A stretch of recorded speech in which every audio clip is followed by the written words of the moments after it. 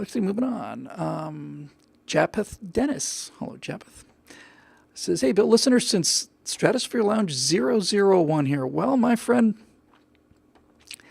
bless you. And all of those rest of you who've been here from the beginning. I don't know if 30 people saw that first show, but that's very, very flattering and very good to see you there. And it's good to be doing this and still be vertical after all these years, these many years. I want to say started in maybe 12 or something like that, 2012, somewhere around there, 11, 12. So, it's getting to be a while, 5, 6, 7 years, something like that. Anyway, let's see what he has to say. Japheth says, don't get to watch live hardly ever, but I've always really enjoyed the show. Thank you. What do you think of this line as a comeback reply to being called a fascist right-winger?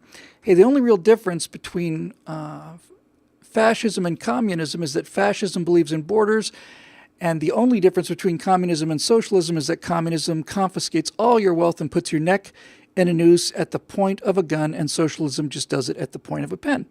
That's pretty much the entire argument. Japheth, it's a little short of snappy, though. When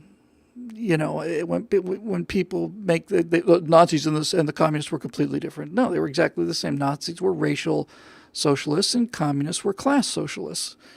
You have to have an enemy, and that enemy has to be responsible for all the trouble. And you have to have your 2-minute hate, and everything's got to be blamed on Goldstein, right? You got to have a Trotsky to blame the failures on. So they're no different. And great thing to tell people is that fascism comes from the Italian word fascisti, which means a bundle of sticks. It was it was the symbol that the fascists used on the Italian aircraft and so on. You'll see the bundle of sticks, the fascisti, and a bundle of sticks is collectivism. It means all of us together are stronger than any one of us individually, which is certainly true on some level, but as an ideology, it tends to subsume the individual, and then individual people with real lives and real families and actual honest-to-God emotions and histories and passions and foibles just become numbers in a game that's reached 150 million people now, something like that. Gone. Just as real as you and me. Gone. Because they haven't done it right yet. But anyway, so much for that.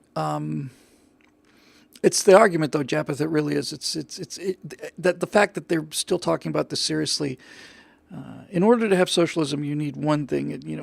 It's helpful if you're an idiot, but it's not absolutely required. The one thing that is required is you have to lose any memory of the past. You cannot remember anything, because especially as it spins into this social justice warrior movement, the ability to remember things is fatal to this whole left-wing cause.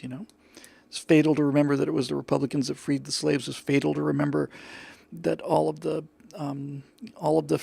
racists with the fire hoses in the mid-'60s, hosing down black college students, were all Democrats. You can't remember things like that. You can't remember LBJ saying, I'm going to have these N-words eating out of my hand voting Democrat for 200 years. You can't remember any of these things. You got to forget them and let them go. And you got to let all the failures go. And you add Venezuela to the mix, and it's like, well, they didn't do it right either. And so it's a philosophy that requires you to have absolute faith and zero willingness to look at evidence. And I find it exceedingly ironic that the people who are the most active socialists are the ones who most condemn religious people. It's so stupid. You believe in this thing. There's no such thing as God. And so, when we have our earthly paradise, then I'll show you. Oh, really? Well,